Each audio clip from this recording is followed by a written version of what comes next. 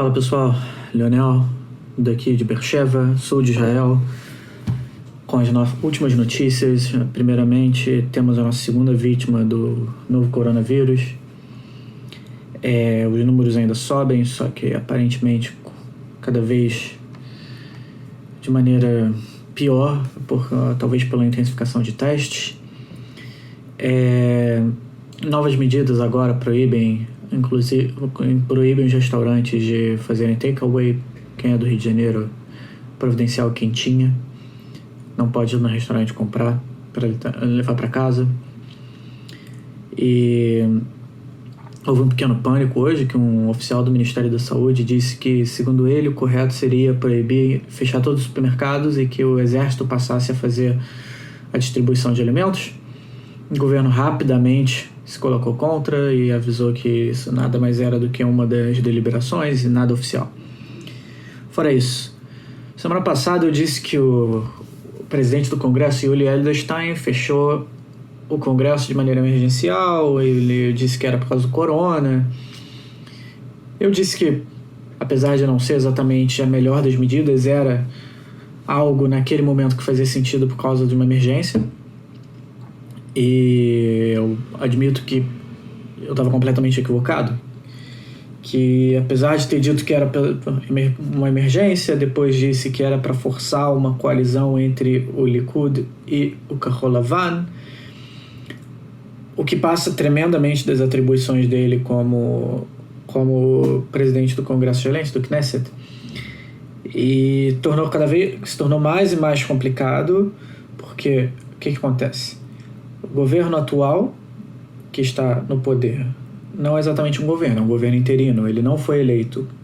Benjamin Netanyahu não tem mandato para ser primeiro-ministro. Por isso estamos na nossa terceira eleição. E muitas das atribuições que estão sendo tomadas, como nomear ministro, mudar política, são, digamos, contenciosas. Não existe um consenso se todas elas deveriam ser as atribuições de um governo interino. Porém, agora, no momento de crise, tudo se torna ainda mais complicado. Ponto é, Yuli Edelstein fechou o Knesset e a oposição disse que, olha, não é possível vocês criarem políticas públicas sem que haja supervisão parlamentar do processo. O que isso quer dizer? Um comitê de defesa, um comitê de relações exteriores, um comitê sobre apropriações e arranjos políticos, etc., etc., que se chama de checks and balances, ou seja, a supervisão dentro do sistema político das medidas que são tomadas pelo governo. Não é como se o primeiro-ministro pudesse falar, bom, você faz isso e isso é feito e ninguém pode falar nada sobre. Existe um processo muito delicado para não permitir que o Estado se torne uma autocracia ou uma tirania. Então, Yuli Edelstein disse primeiro que era uma negociação que era para forçar a negociação. Depois a Suprema Corte disse que ele tinha que imediatamente reabrir o Knesset, porque isso fugia das suas atribuições. E o problema mais, puxando agora anterior a tudo isso, se deu porque Kahol Lavan, no partido Benny Gantz, disse que iria abrir uma votação para substituir o presidente do Congresso, porque é um novo termo. O Congresso todo foi reeleito. As eleições em Israel não são separadas para primeiro-ministro e para o Congresso. Você elege todos os parlamentares, todos os 120 membros do Knesset. Kahol Lavan, aproveitando o bom momento que tem mais do que 60 votos, tem 61 votos a favor, ou teria, teoricamente, disse que ia tentar substituir o presidente do parlamento, do Knesset, por um parlamentar do Kahol Lavan.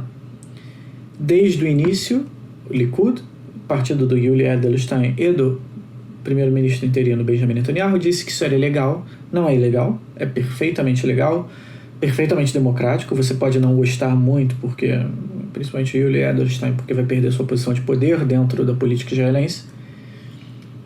E passou-se e criou-se a partir disso um grande problema. Por quê?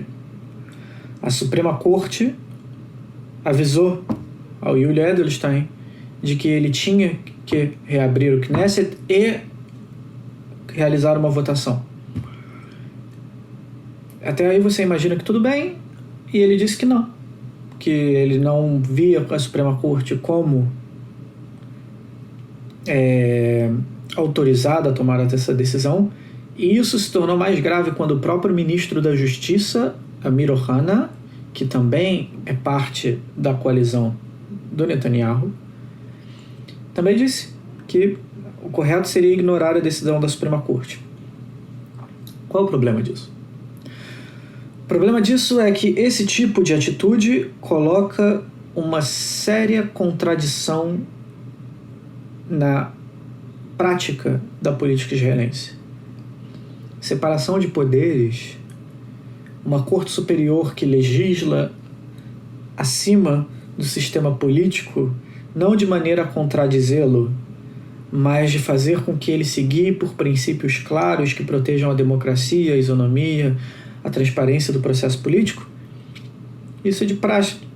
Isso é algo normal nas democracias ocidentais. E não ir contra isso e dizer que essa decisão não é válida cria uma séria contradição em Israel, que se apresenta como um Estado judaico e democrático, porém, que aparentemente trai os seus próprios princípios democráticos por decisões estreitas de sobrevivência política do grupo que nem necessariamente está no poder, porque não consegue formar uma coalizão. Isso é muito problemático. Por Israel, a princípio, se apresenta como Estado judaico e democrático. Isso criou sua legitimidade no mundo ocidental e a grande parte do seu discurso de relações públicas. Israel é a única democracia do Oriente Médio. Israel se baseia nos valores tradicionais do judaísmo, de democracia, igualdade e liberdade.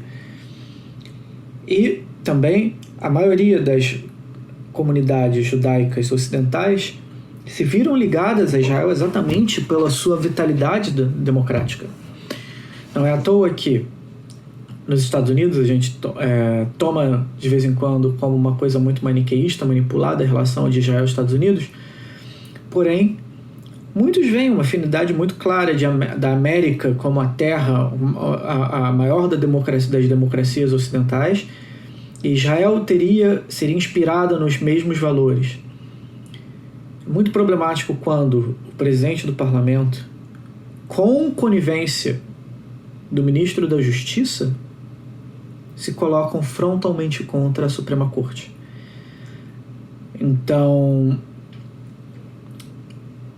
por isso que muitos têm dito que a política de emergência de Israel para o corona está dando pano para um desmantelamento da democracia, muitos acusando inclusive de estarmos entrando numa ditadura. E além disso tem erros políticos graves. A oposição colocou em votação os comitês que eu mencionei de defesa, de alocação de recursos, e o bloco aliado de Netanyahu simplesmente boicotou a sessão.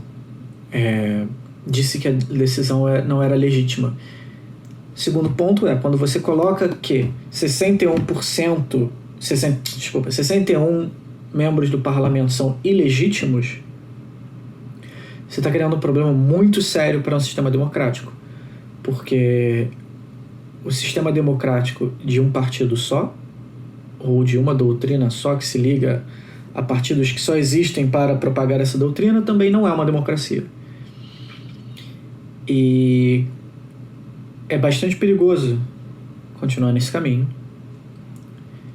porque, como todos sabemos, soluções autoritárias para salvar a democracia, no geral, não dão muito certo e acabam por criar ditaduras.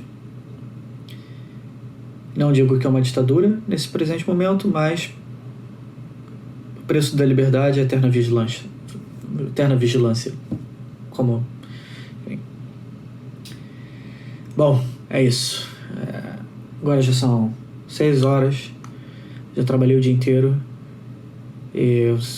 Espero que estejam todos seguros, em boa saúde, todos os seus familiares. E até a próxima.